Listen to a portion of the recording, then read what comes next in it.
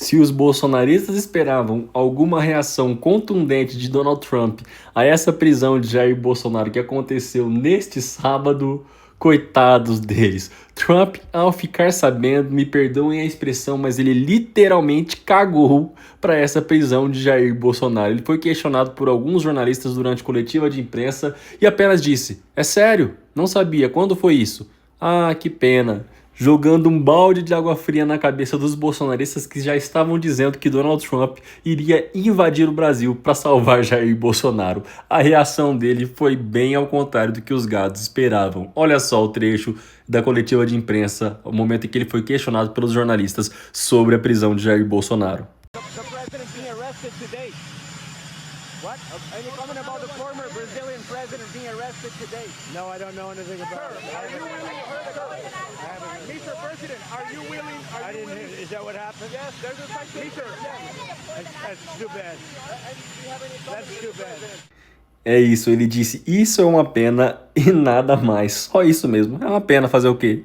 Coitados dos bolsonaristas que tinham tanta esperança no Laranjão. O Laranjão só está acabando com os sonhos deles. Começou na sexta-feira com um recuo no tarifaço que eles disseram que jamais aconteceria. Eduardo Bolsonaro disse que jamais aconteceria até que Jair Bolsonaro tivesse anistia. Pois é, teve o recuo e agora a prisão de Jair Bolsonaro e o Trump nem aí. O que vocês acham? Vai deixando a opinião de vocês aqui abaixo. E foram divulgadas as imagens de como ficou a tornozeleira eletrônica de Jair Bolsonaro quando ele tentou danificá-la, quando ele tentou quebrá-la na madrugada, o que resultou no pedido de prisão para evitar uma fuga do capetão dos gados. As imagens já estão viralizando nas redes sociais e Bolsonaro fala como ele tentou quebrar a tornozeleira, como ele tentou danificar a tornozeleira.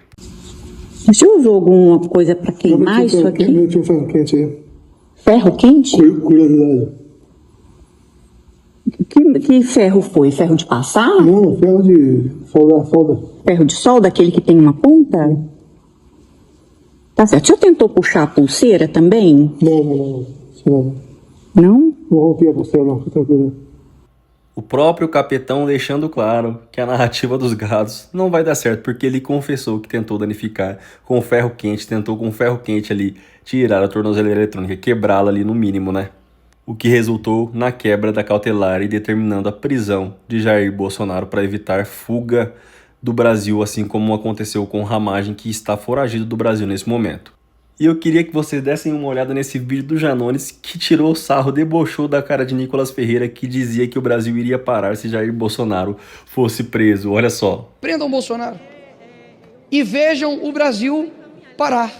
Tá aí, a missão tá dada. Hoje, dia 22, nós temos que parar o Brasil. Bolsonaro preso, o Brasil simplesmente vai parar. Dia 22, acabou o Bolsonaro. Então é isso, hoje é dia de comemorar, tá ok? Vamos embora pra cima, fazer o L e festejar esse grande dia. E a Joyce Hasselman também fez um vídeo muito bom, debochando da cara do capetão. Postou aquele vídeo dela que viralizou do toque-toque à Polícia Federal e fez uma análise tirando sarro, mostrando que o capetão está na cadeia merecidamente. Toque, toque. 3 batidinhas na porta. E aí, quem está do lado de dentro pergunta, quem é? E a resposta é a Polícia Federal. E eis que o Brasil acordou neste sábado, dia 22 de novembro, com a notícia de que Bolsonaro foi preso. Preso de verdade, tá, gente? Não é aquela prisão, né, mamata que ele estava até agora em casa, uma casa que custa de aluguel quase 100 mil reais, com empregados, com piscina, né, com tudo à vontade. Não. É uma prisão lá na cela da Polícia Federal, onde ele tem banheiro privativo, tem a sala, tem uma cama e tem uma mesa de trabalho. Não que ele seja muito afeito a essa tal coisa de trabalhar. Ele acha que cansa demais. Mas lá está ele preso. E quem ajudou a que isso acontecesse? Ora, Flávio Bolsonaro, quem tem os filhos de Bolsonaro não precisa de inimigos, não é? Porque primeiro foi o Eduardo Bolsonaro que ajudou a trancafiar o pai em casa. E agora Flávio Bolsonaro que ajudou a trancafiar o pai na Polícia Federal. Gente, isso já devia ter acontecido há muito tempo. Demorou muito para que o Alexandre de Moraes, enfim, decretasse a prisão preventiva de Bolsonaro. Eu vou fazer um histórico muito rápido para você. Lembre-se que quando ele foi preso em casa, quando houve a determinação da prisão domiciliar, a chefia da Polícia Federal mandou um pedido para Alexandre de Moraes para que houvesse a prisão preventiva de fato. Por quê? Porque havia risco de fuga. E a Polícia Federal disse, não dá para simplesmente colocar agentes lá e achar que isso vai dar conta. Porque ele pode fazer uma articulação, entrar dentro de um carro, num porta-malas de um carro e simplesmente fugir do condomínio onde estava para uma embaixada, que foi o que ele fez, inclusive, lá em fevereiro de 2024, né, quando foi para a embaixada da Hungria. E ficou 2 dias nessa embaixada.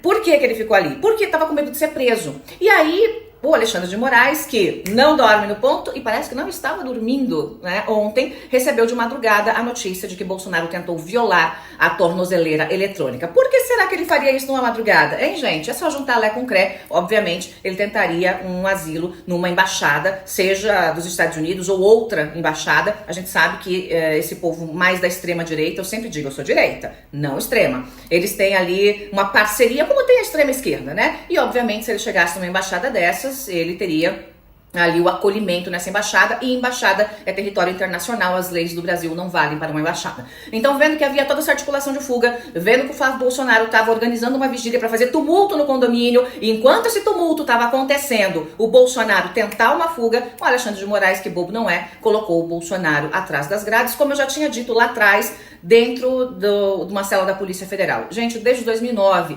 tudo, absolutamente tudo que eu tenho dito tem acontecido. Desde o meu toque, toque, toque. Quem é? É a Polícia Federal. Desde o toque, toque, toque, tudo que eu tenho dito tem acontecido. Por quê? Porque eu sou vidente? Não. Porque eu sou arauta do caos? Não. Pura e simplesmente porque eu estive dentro desse governo por quase 1 ano. Eu vi a podridão de dentro do governo e foi por isso que eu saí do governo denunciando Bolsonaro e seus filhos, todos criminosos. Bolsonaro criminoso, seus filhos criminosos. Eu saí, eu denunciei.